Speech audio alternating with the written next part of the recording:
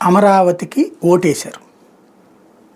క్రిందటిసారి అమరావతికి ఓటేలా లేదా 2019లో అమరావతిని జగన్ అయితే వేగంగా అభివృద్ధి చేస్తాడని నమ్మి ఓటేశారు అనుకుందాం. ఎందుకంటే ఆ రోజున జగన్ ఏమి అమరావతిని తీసేస్తానని చెప్పి ఎన్నికలకు వెళ్ళాల. 3 రాజధానుల మాట లేదు అప్పుడు. లేదు. ప్లస్ జగనే తాడేపల్లి ఇల్లు కట్టుకున్నాడు కాబట్టి ఇంకెక్కడికి పోద్ది, ఇదంతా తప్పుడు ప్రచారం అని రోజా లేకపోతే ఉమ్మారెడ్డి ఇట్టంటోళ్ళు మాట్లాడారు. ఆయన డైరెక్ట్గా మాట్లాడారు జగన్. లేదు. తర్వాతన అమరావతిని పక్కన పెట్టి 3 రాజధానులు అన్నాడు. పోనీ చేయగలిగాడా విశాఖపట్నంలో? ఈయన వెళ్ళిపోయి ముందే పాలన అక్కడి నుంచి బిగిన్ చేస్తే ఆ బిల్డింగ్లు అయిన తర్వాత కట్టుకునేవాడు కదా. ఉన్నాయి అక్కడ బిల్డింగులు.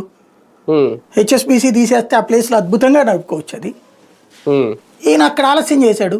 చారిత్రక తప్పిదం అది జగన్ జీవితంలో చేశాను, చారిత్రక తప్పిదం. విశాఖపట్నం రాజధానిగా పెట్టుకోవాలనుకున్నప్పుడు అప్పుడు ఇంటికి పంపించారు అంతే జనం.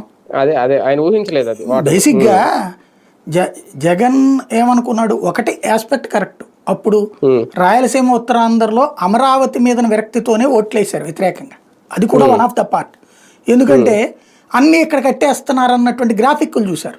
ఇప్పుడు కూడా చూడండి, మొన్నదేదో గ్రాఫిక్ ఒకటేమో 132,000 మంది వచ్చి కూర్చునేటటువంటి స్టేడియం కట్టబోతున్నారు అన్నారు.